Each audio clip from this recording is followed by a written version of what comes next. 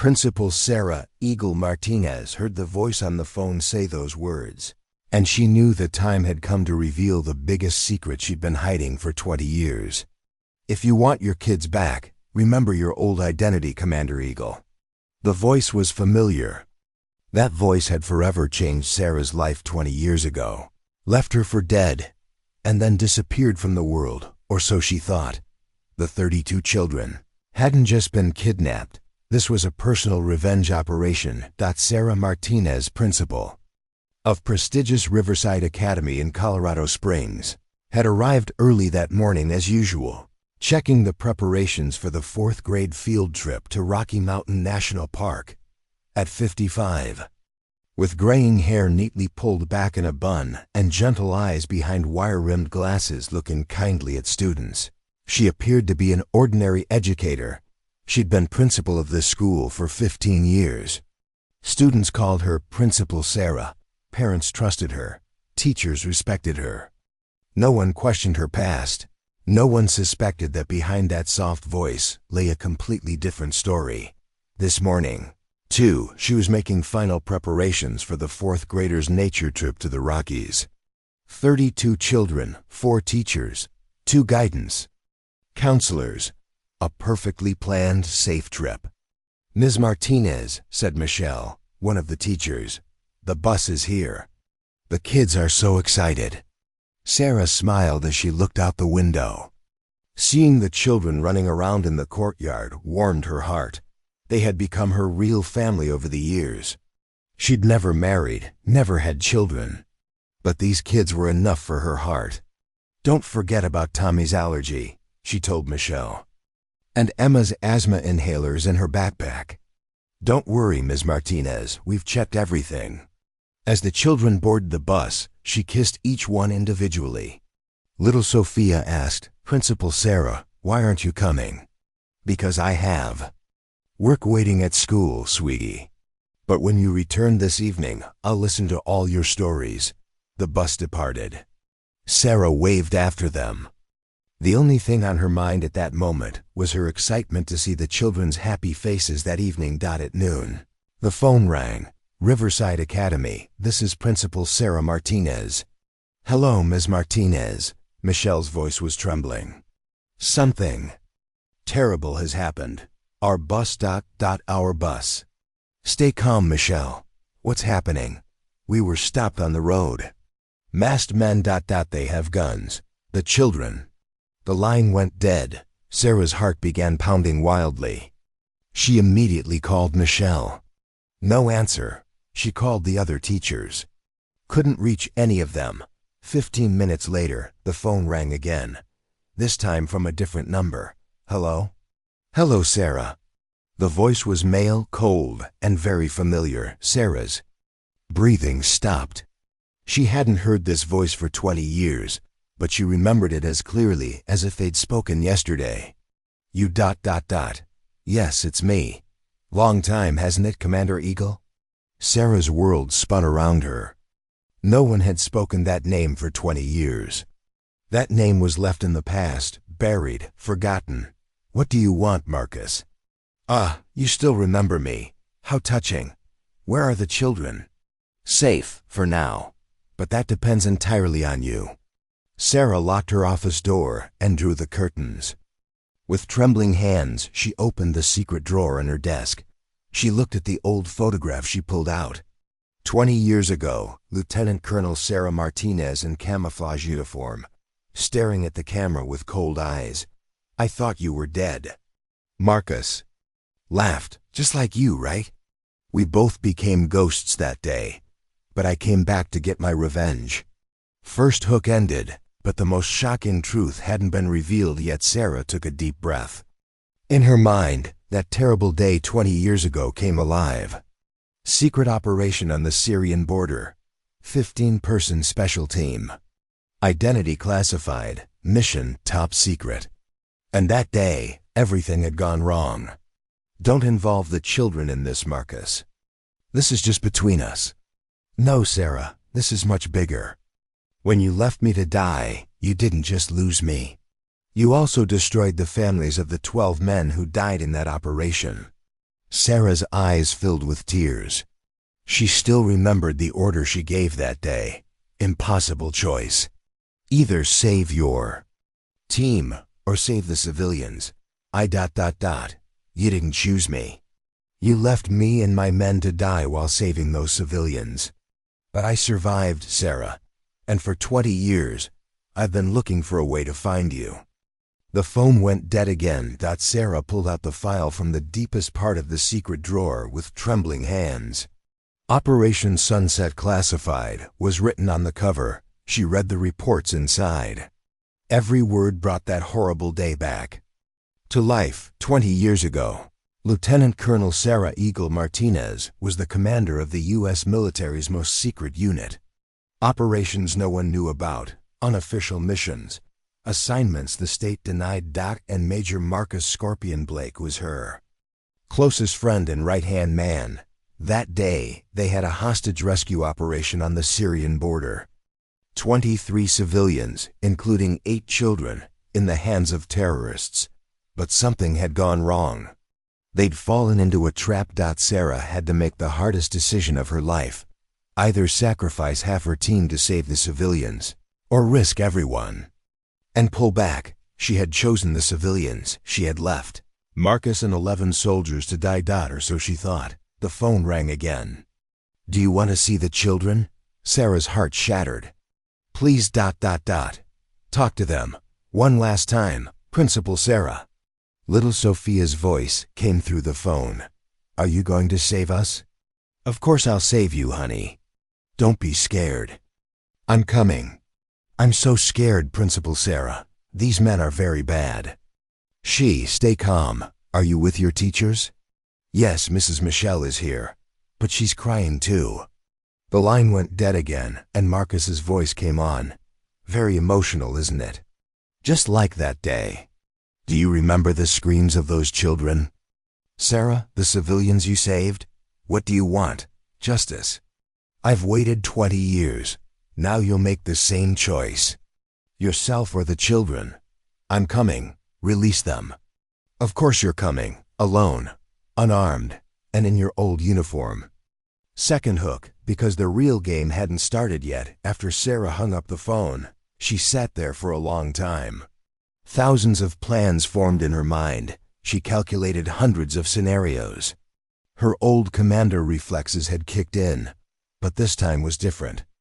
This time her own children were in danger. The black bag she pulled from the bottom of the secret drawer hadn't been opened for 20 years.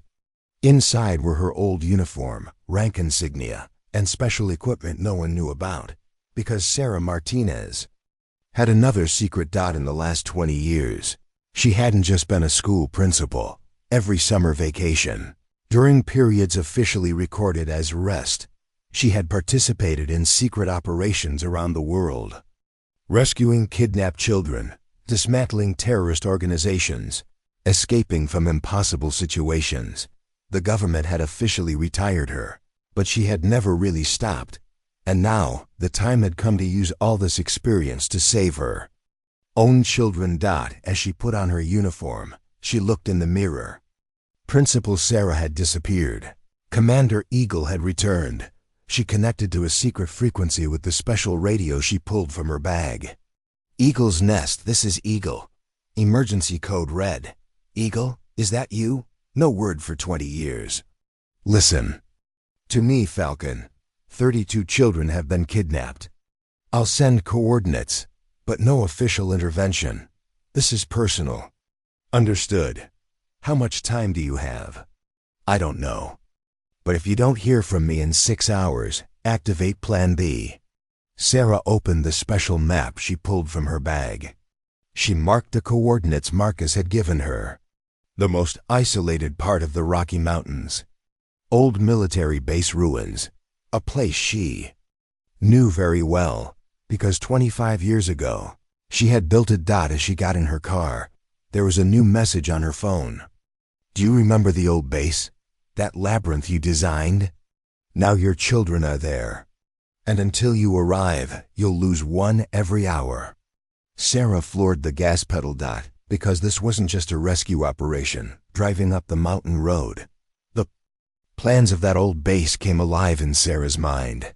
25 years ago, when she was still a young captain, she had designed this base. A labyrinth where defenders would have the advantage in case of enemy infiltration. Now that labyrinth was being used. Against her. The phone rang. "Are you getting close, Eagle? I'm on my way. Don't hurt the children." "Hurt? I'm a very kind host. I'm even playing games with them." She could hear children's voices in the background. Sounds of fear, crying. "What kind of games?" "Hide and seek. For example, every hour I hide one of them. And if you can't find them, they disappear forever." Sarah's hand tightened on the steering wheel.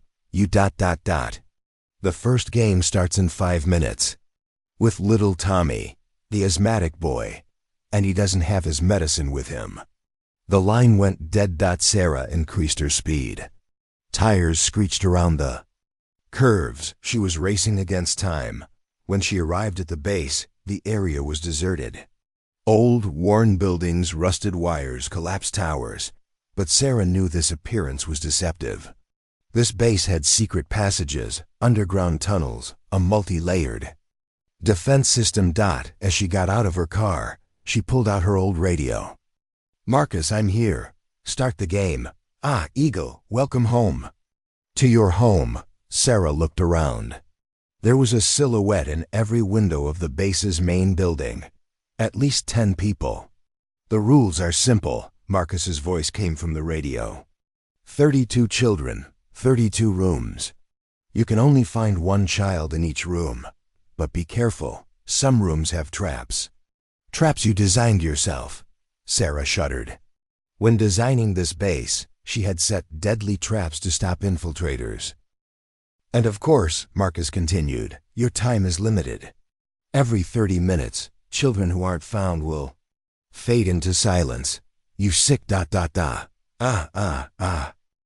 kind of language sets a bad example for children. Let's begin. First clue, where your heart hurt the most." Sarah thought. Which place in this base had hurt her heart the most? The hospital. The old hospital building where wounded comrades were treated back then. She ran to the hospital building.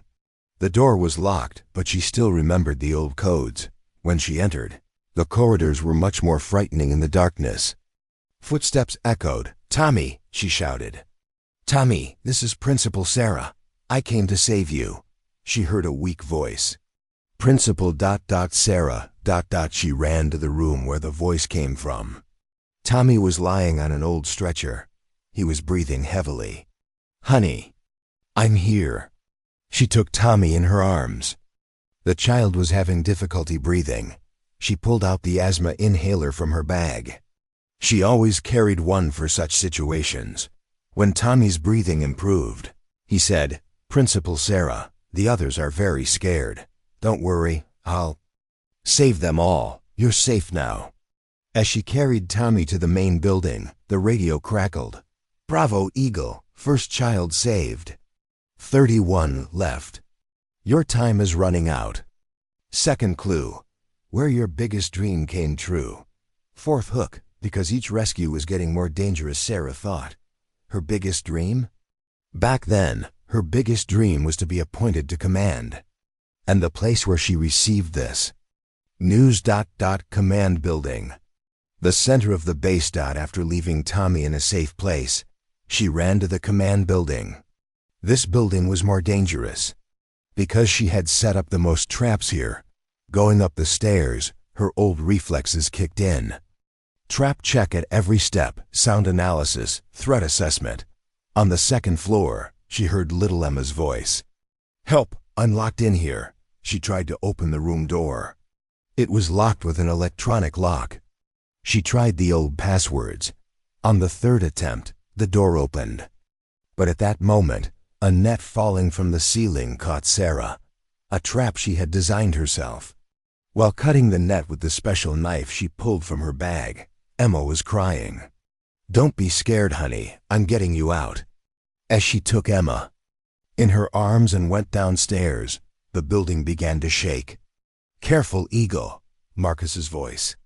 "The building might collapse." Did you remember the demolition system you designed? Sarah remembered. In case of enemy capture, the system would destroy the building. Timer is running, Marcus continued. You have 10 minutes. She left Emma in a safe place and waited for the third clue. Next, where your biggest regret happened. Sarah's heart stopped. Her biggest regret. The place where she left Marcus that day. Command center. But that was right in the center of the building.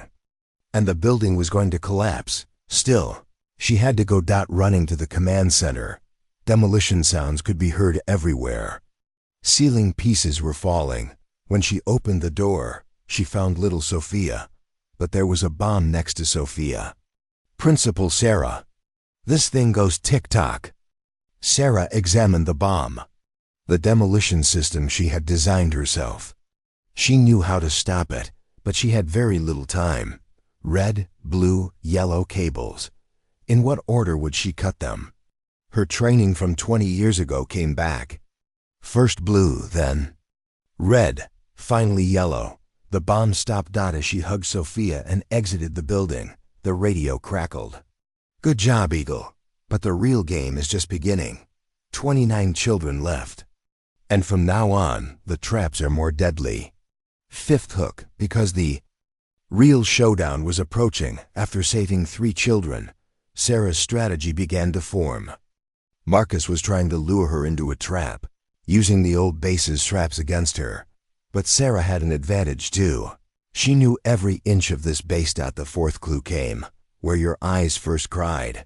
This was easy. The gate office. The place where she received news of her first lost NCO. But as she approached the door, there was too much silence. Very suspicious. She slowly cracked the door. Inside were 4 children, Michael, Jessica, Ryan, and Ashley. But there was a big pit in the middle of the room, and Marcus was standing in the pit. Welcome, Eagle. Finally face to face. Seeing him after 20 years was a shock for Sarah. Deep scars on his face. Left eye blind, left hand prosthetic. As you can see, that day you didn't just leave me to die. You turned me into a living dead. Sarah stepped toward the children, but Marcus raised his hand. Stop. One more step and the floor collapses and the children fall into the pit. Sarah stopped. Marcus, don't do this to the children. Your problem is with me. Yes, my problem is with you. But you chose innocent civilians. That day. Now I'm choosing innocent children too. I had no other choice that day, didn't you? Marcus shouted. You could have saved me, but you chose those damn civilians. 12 people against 23 people. There were 8 children among them. There are 32 children now, and you have to make a choice again. Marcus showed the button in his hand. If I press this button, not only these children, but the other 28 will fade into silence. Sarah's mind was working. The depth of the pit, the children's positions, where Marcus was standing, the distance to the button. Final offer, Marcus. Continued. Throw yourself down. I'll release the children. How can I trust you? Because my revenge will be complete. Killing you isn't enough. I want you to suffer by living too. Just like I've suffered for 20 years. Sarah stepped toward the edge of the pit, but at that moment, her very old warrior reflexes kicked in. She threw the flashbang she pulled from her bag. The powerful light and sound startled Marcus. In that instant, she jumped into the pit. But not onto Marcus, but next to him. They wrestled with Marcus. She wasn't as agile as 20 years ago, but she had experience. While struggling to grab the button, the children above were crying. Children! She shouted. Run! Exit through the door. As the children escaped, she was trying to get the button from Marcus's hand. Too late. Marcus tried to press the button, but Sarah acted first. She shouted the emergency stop code of the old system she had designed. Eagle Alpha 0. The system stopped. Marcus looked in amazement. How is this possible? Because I didn't just design this base. I put emergency exit codes in every system. You never learned that. Sixth hook, because the real secret was deeper after neutralizing Marcus, Sarah set out to find the remaining children. But something was missing. There were 28 more children, but no clue was coming. Then a different voice came from Marcus's radio. Marcus failed. Now the real game begins. This voice was familiar too, but this time it was much colder, much more dangerous. Colonel Steele? Sarah's voice trembled. Hello, old friend. Long time, Colonel Jake Steele, Sarah's former commander. The person who planned that operation 20 years ago. Are you alive too? Of course. And I've been waiting for you for 20 years. Sarah was confused, but you ... I knew the real purpose of that operation. Marcus didn't know. You didn't know either. What do you mean? The civilians you saved that day were actually the terrorist organization's leader and his family. The state wanted to take them under protection, but they didn't want Marcus to find out. Sarah was shocked, so You completed the mission. Perfectly. You had to sacrifice Marcus. Why didn't you inform me? Because if it was real, the operation would have failed. You had to really believe you lost Marcus. Sarah felt empty inside. The guilt she'd carried for 20 years was meaningless. But now Marcus learned the truth, and he wants revenge. Not just from you, but from me too. Where are the remaining children? Safe, for now, but now the game rules have changed. Sarah looked. Around, gunfire sounds were coming from everywhere in the base. The battle had begun. Who are these people? Marcus's men and my men. They've been waiting for this moment for 20 years. Sarah understood. This wasn't just personal revenge. This was the final cleanup to cover up the real secrets of the operation from 20 years ago. You're going to kill me too, aren't you? Unfortunately, you know too much. And you can no longer maintain your quiet school principal facade. Sarah climbed out of the pit and searched for the remaining children. But as she checked each room, she constantly heard battle sounds. Bullets, explosions, shouting.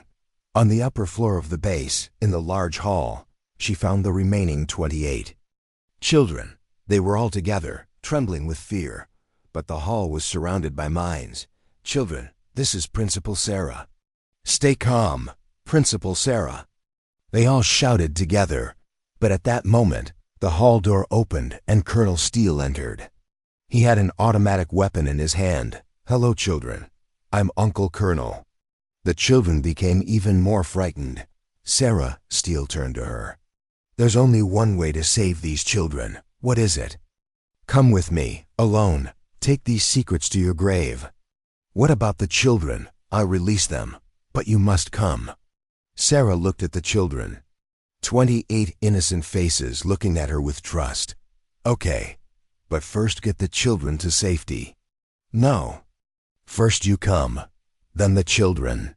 Sarah knew she couldn't trust Steele, but she had no choice. Seventh hook, because the real battle was beginning, following Steele.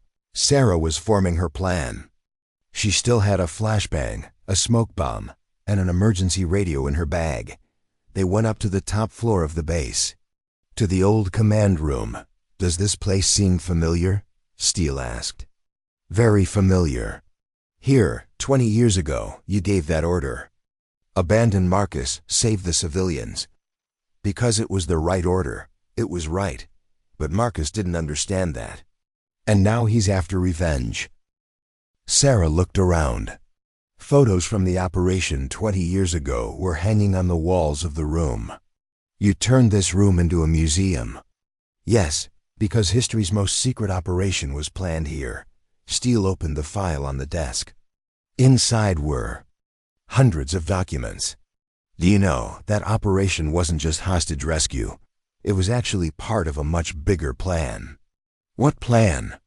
A plan to clean up the leadership of international terrorist organizations. While you were saving those civilians, we had actually captured the biggest terrorist leader.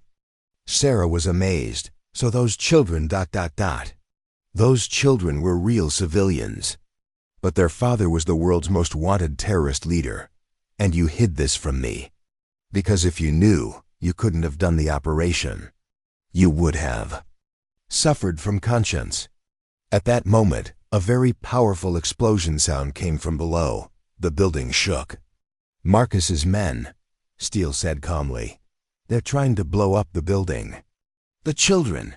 Don't worry, I already got them to safety. Sarah breathed a sigh of relief. But she still didn't trust Steele. Now, Steele pointed his gun at Sarah. These secrets will end here. But at that moment, gunshot sounds came from the room's window. Sniper, Steele fell to the ground. Sarah immediately took cover too. A voice came from her radio. Eagle, this is Falcon, we came to save you. Sarah was happy. Eagle's Nest was her old team. Eagle, the children are safe. We're getting you out. But Steele was still alive. Sarah ... Listen to me ... I'm listening, Marcus ... Isn't just after revenge. He's part of a much bigger plan ... What plan? The terrorist leader we killed 20 years ago.